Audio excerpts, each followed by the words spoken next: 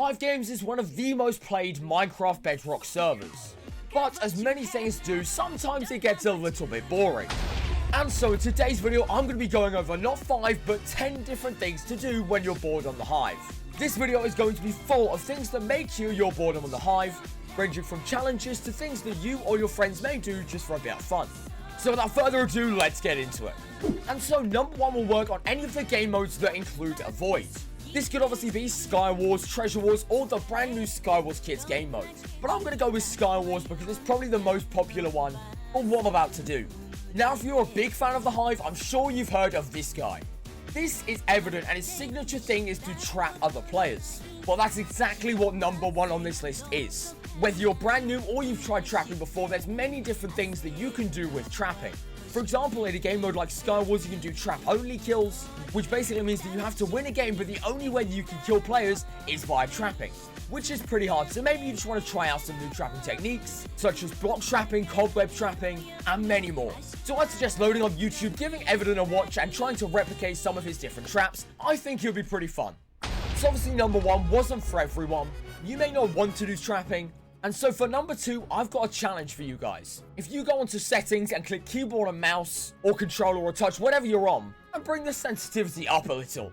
Now it's pretty hard to play, right? So for number 2, my challenge for you is, can you win a game with a very high sensitivity? This doesn't necessarily mean you have to do it on the max sensitivity. For instance, I have a pretty high mouse DPI, so my sense is only about 60 here, but it's already really hard. But why don't you give it a shot? Can you win a game on high sensitivity? And not only is this a tough challenge, but it's a pretty damn funny one as well. Why not challenge your friends to a 1v1 with max sensitivity? Or try and get the most amount of kills possible in any different game mode to go and explore the world of high sensitivity. Now we're back down to normal sensitivity. It's time to move on to number 3. And this one is yet another challenge. You may have tried this one before, and it's a very popular one amongst the Hive YouTube community. And that is the Skywars 1 chest challenge. That's right, you spawn in and you choose a chest, and you can only use the loot from that chest. And obviously your starter loot along with that. You can't mine ores, you obviously can't check or go into any other chests. You just have to play it out and hope that that one chest carries you to victory. Now this is going to take some time. But hey, if you have loads of spare time and you're a player of the Hive, then I'd suggest giving this one a go. Okay, so number 4 is yet another challenge. However, this one is a little bit different. This one isn't based off loot and can be done in any of the 8 different Hive game modes. Oh wait, it's 9 now. 9 different Hive game modes. The only issue is that you can try it in Death Run, but it is basically impossible. And I'll show you why. The next challenge is called the Crouch Only Challenge. And this means that, you guessed it, you can only crouch. So you're going to go around the entire game just crouching. It's going to be quite tough. Okay, so I'm going to say you're allowed to use the leap because I feel like there's no way you're going to be able to do anything without the leap. It's just so slow. Look, oh my. Hey, at least I'm being someone. Oh, wait, the finish line. I see it. I have no 17 seconds. I'm not going to be able to do it. Wait, hang on. Oh. No! Okay, so number 5 actually isn't a challenge, and it's pretty simple to explain. But I'm sure you've watched many Hive YouTubers in the past, and many people have given it their own shot. YouTube and content creation is a very time-consuming thing, and you have to be very committed if you want to see any kind of growth.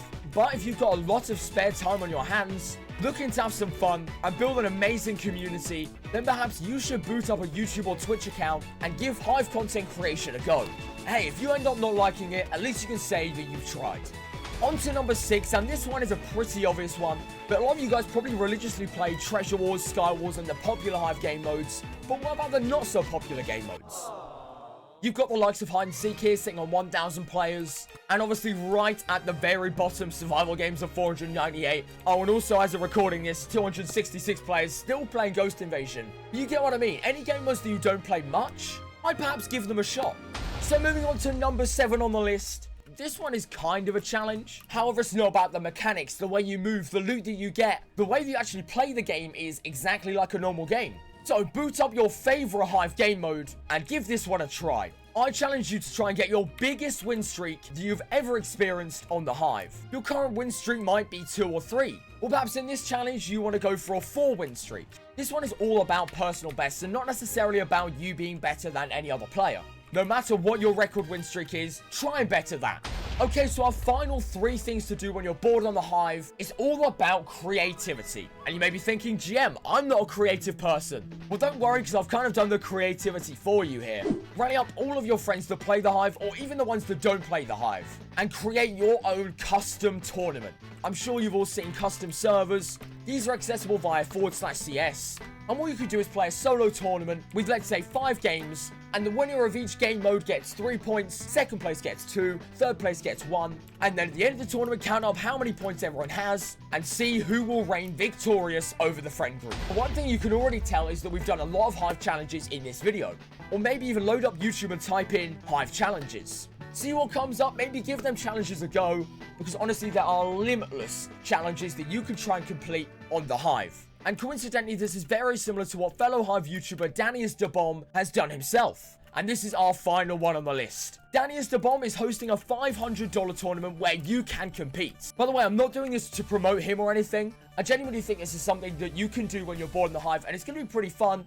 It's also going to be very hard. But I'll leave a link to his video with all the details in the description, and I'll also put it in the end screen. If you want to go and check it out, I mean, hey, maybe you'll be able to win $500. If you did enjoy, please do leave a like and subscribe. It helps out more than you can imagine. But on that note, have a great rest of your day, and I hope this video helped out cure your boredom on the Hive.